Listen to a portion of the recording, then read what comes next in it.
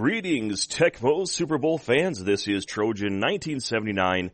Tonight, I am joined in the booth once again by the retro sports gamer, Tom Stanky. How are you doing tonight, Tom? I'm doing great, Troy. I know this is going to be a showdown tonight. These two both had competitive games in the winner's bracket, and now we're in the loser's bracket, so this should be a showdown. Can't wait for this matchup between Ryan11P and Tundrayeti.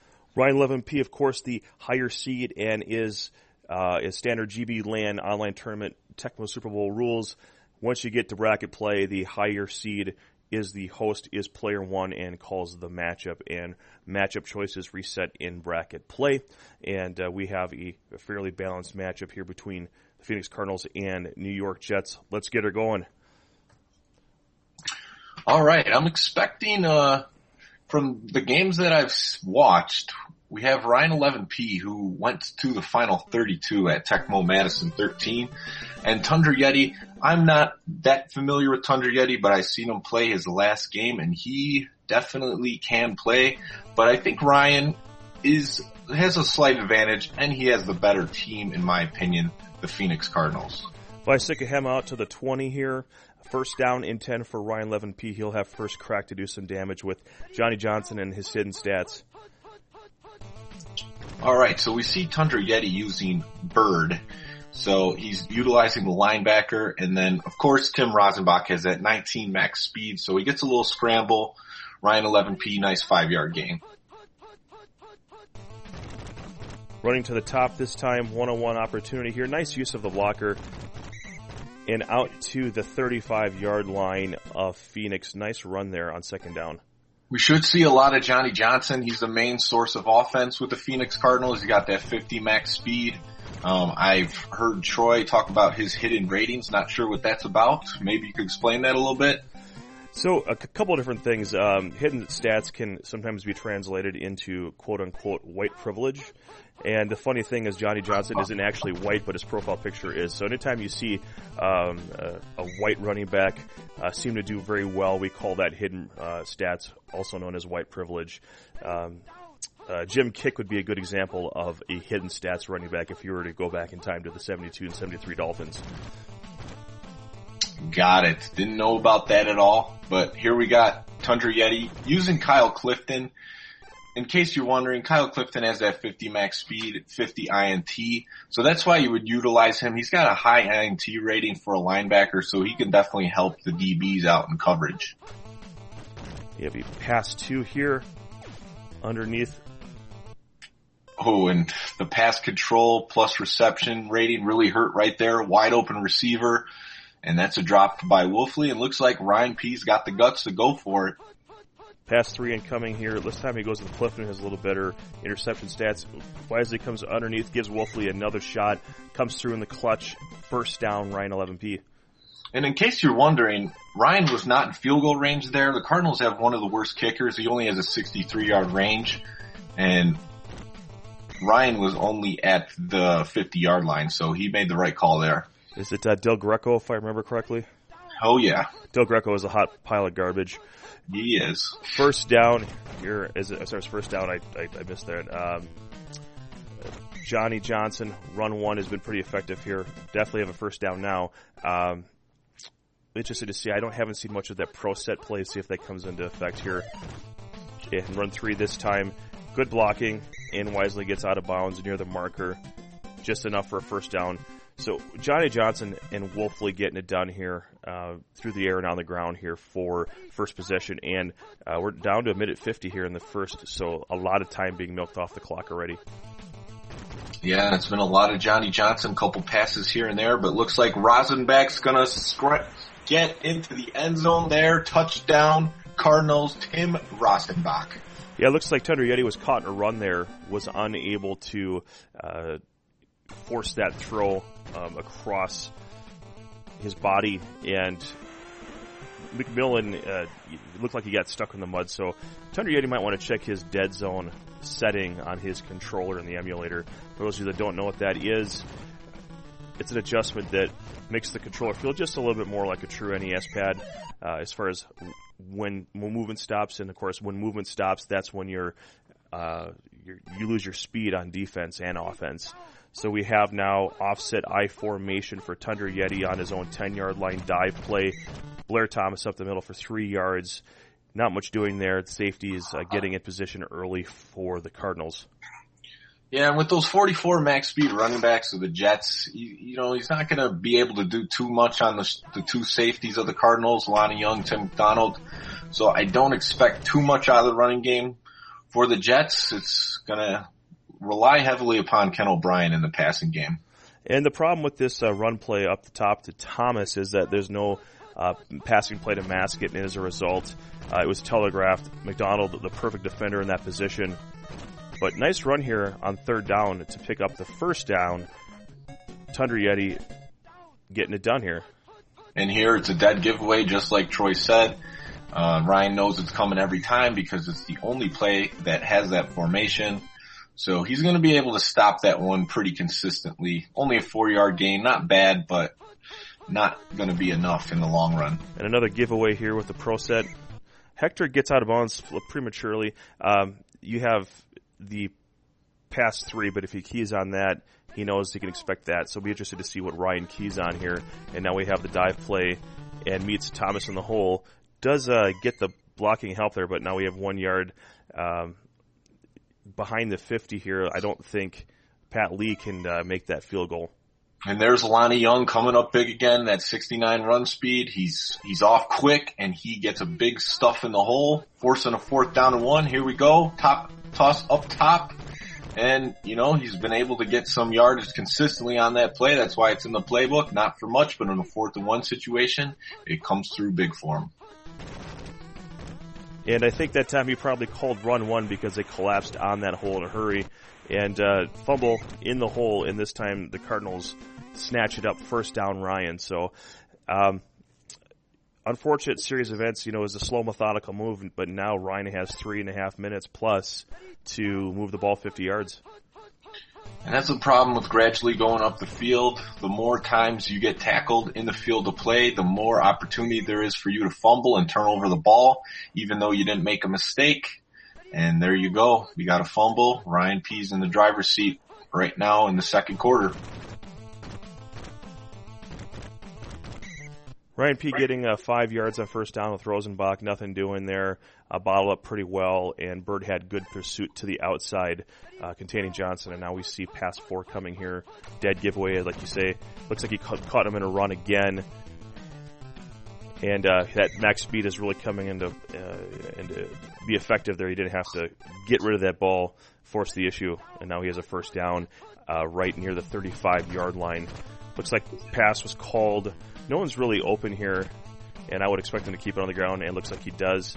Risky tries to cut it back inside for just a couple yards, but I'm not sure if he wanted to burn some clock, but he called a play right away, so I'm guessing not. Yeah, it seems so far that Tundrayeti looks like he's stuck between a rock and a hard place here, because if he calls run, then, you know, Ryan's running in the passing game with Tim Rosenbach, throwing little dinkers. And then, if he calls pass, then he's able to run easily on him with Johnny Johnson. And here's a big play by Wolfley. Another first down. We're on the 10-yard line. Only a minute and 38 Tecmo seconds left in the half. Yeah, the middle of the field seems to be open, and a little risky sometimes to take that, but you got to get that completion and move the chains. And the best, you know, Tundrayeti can hope for at this point is perhaps a fumble to get that ball back. 2nd and 7, and he's kind of like you said, in a tough spot here. He got burned calling a run into passing situation, and now he calls pass. Good coverage by the drones on the hot route, and now we have a 3rd and 7.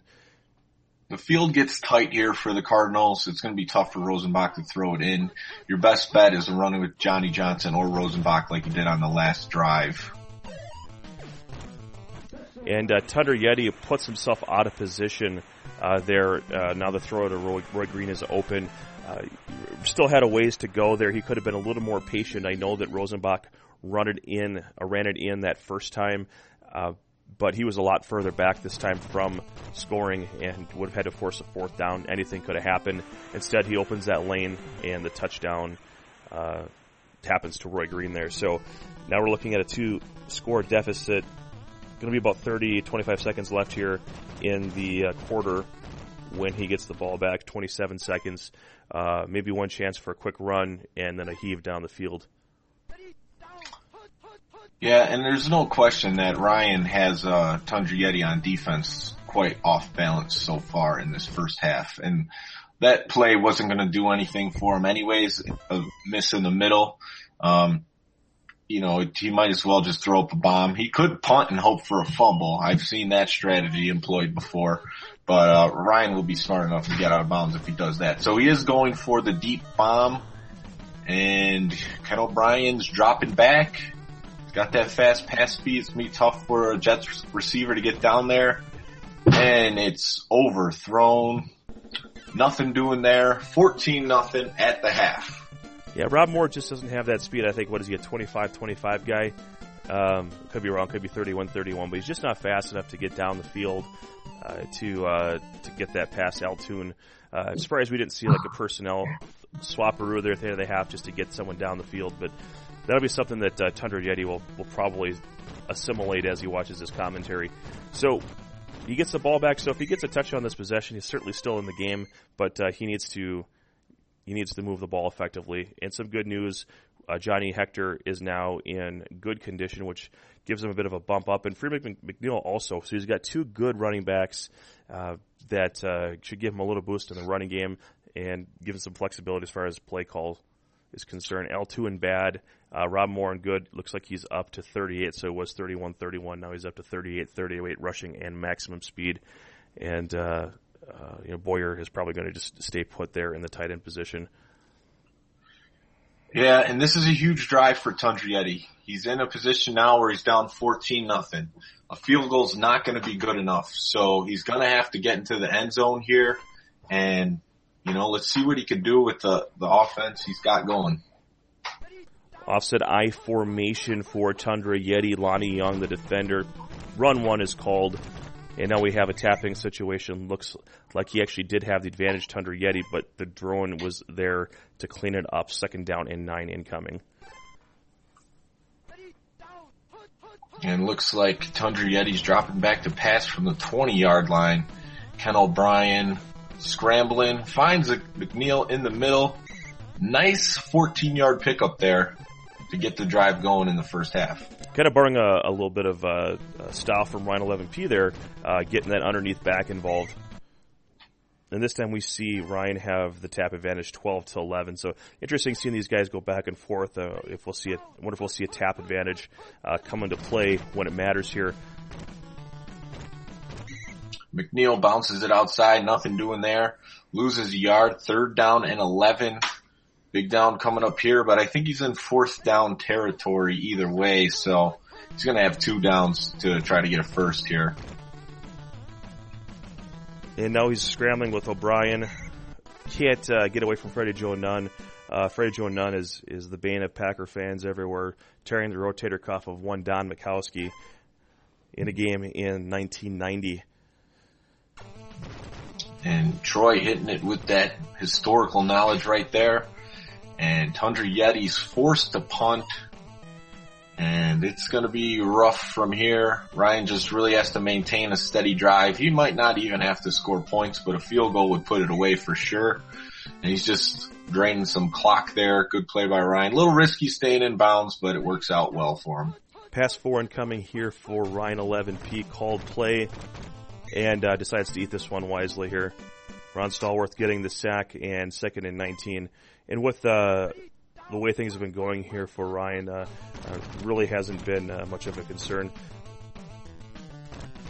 No, not at all. This is the first time he's got the ball this half, but he's been able to maintain 2 long drives already. So I see no reason why he wouldn't be able to do that here. And he's really busting out some moves here with Johnny Johnson. And very risky here with 4th and 7, going for it on his own end. We'll have to look at the outcome here. The play is called down to Roy Green. It's actually intercepted by Stargell. Yeah, I don't know. If I'm the Arizona Cardinals, the way he's been playing defense with those 2 safeties, I would have punted that one away. hopefully that one doesn't come back to bite him. But he kind of gave Tundrayeti a window of opportunity here. So if he could get it in quickly, he has time to still kick the ball off and have a defensive stand. See, pass two called, or pass one here called, and normally wide receiver 2 is kind of the target, maybe your tight end, but nothing doing there, just some yards on the ground with the quarterback. Pro set formation here, and we'll see if he can turn something positive here. Good pursuit, but gets popcorn, does Lonnie Young, and into the end zone for the Johnny Hector Jets touchdown. Tundrayeti taking advantage of that 4th down mistake by Ryan11P, and extra point incoming here, and it's good. So 1 touchdown game here. If we can get a stop, Tundrayeti still has a shot at this. Yeah, he does. He scored quickly, like I said he needed to do.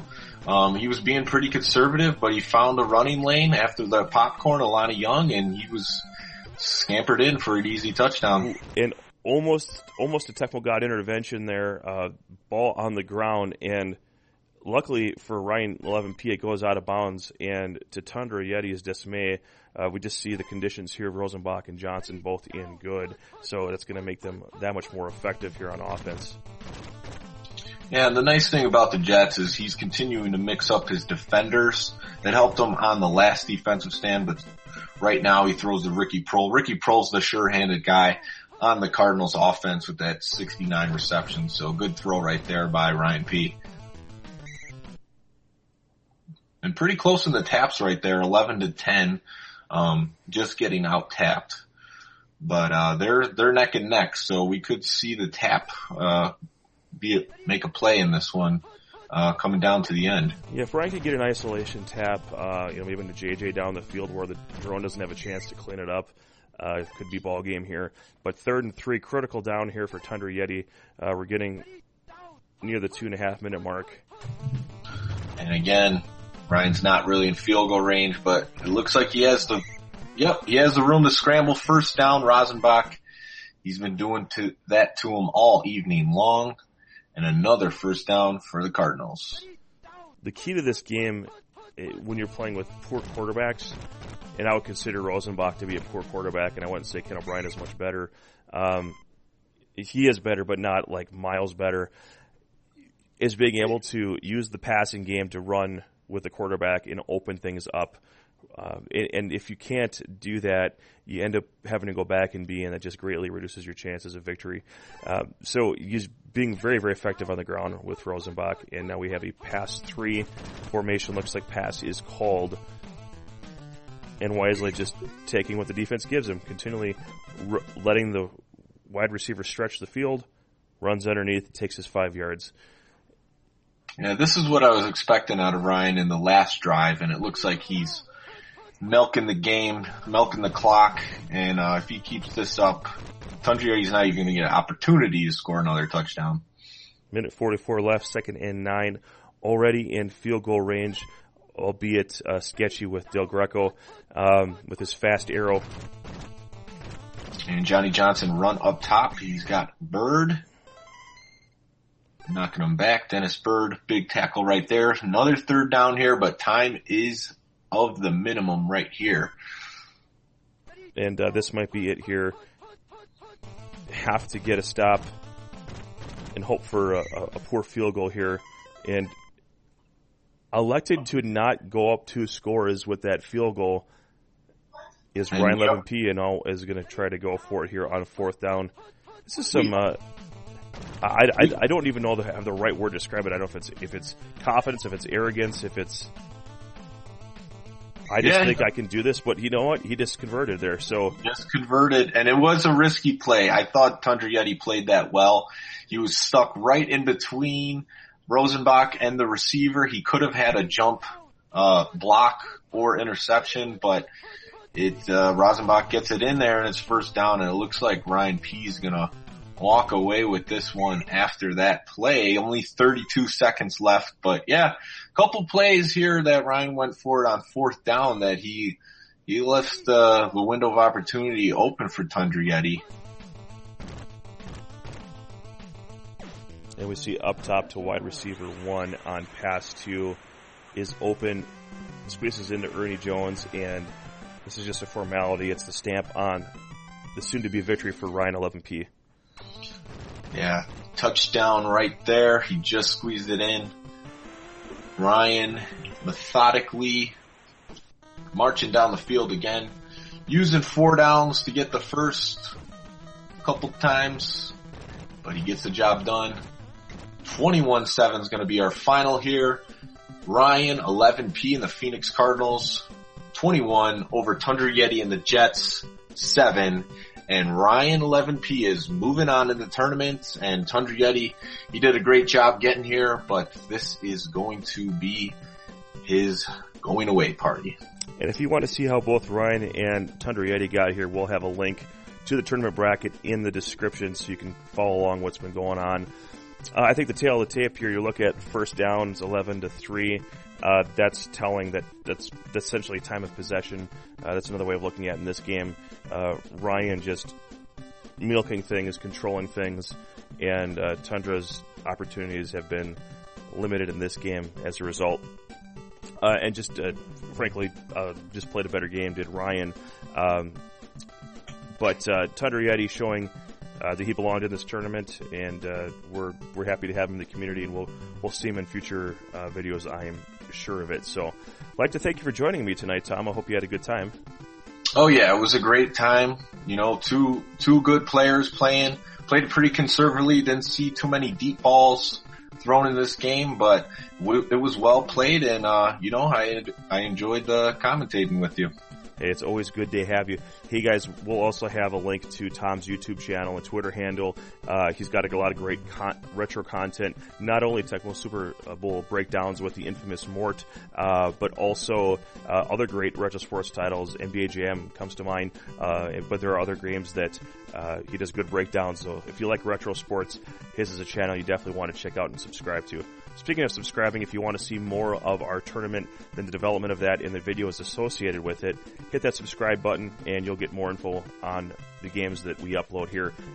Hit that like button if you like the video. If you didn't like it, hit thumbs down. If you want to leave a comment about anything you saw or heard today, leave it down below and we'll make sure to respond down in the comments for you. So, for Tom Stanky, the Retro Sports Gamer, this is Trojan from GBLAN signing out. Thanks for watching GBLAN Online Tecmo.